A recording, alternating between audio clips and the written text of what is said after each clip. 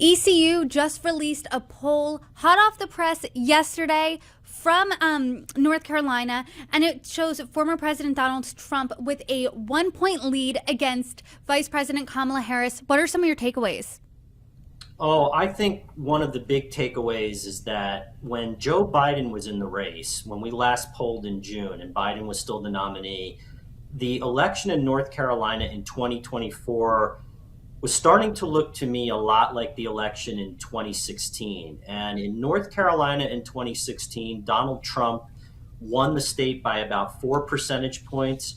And we had a governor's race that was about as close as you could get. In that June poll, we had Josh Stein ahead of Mark Robinson by only 1 point. So, and we had Trump ahead by 5 over Biden in that June poll. So the numbers were really lining up with what the actual results were in North Carolina in 2016.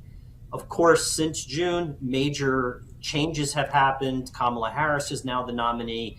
And with our new numbers, we have Donald Trump up by a point, which is roughly what he beat Joe Biden by in North Carolina in 2020.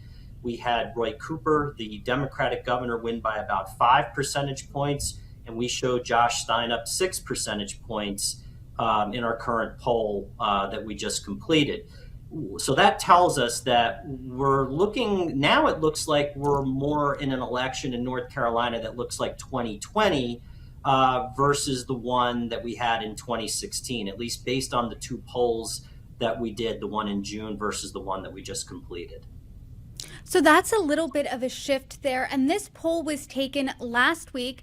As we know, the DNC was 2 weeks ago. Did you notice, or I'm assuming there was not a DNC convention bump for Kamala Harris since she's still down? Well, I think her bump came right after the announcement that she was the nominee.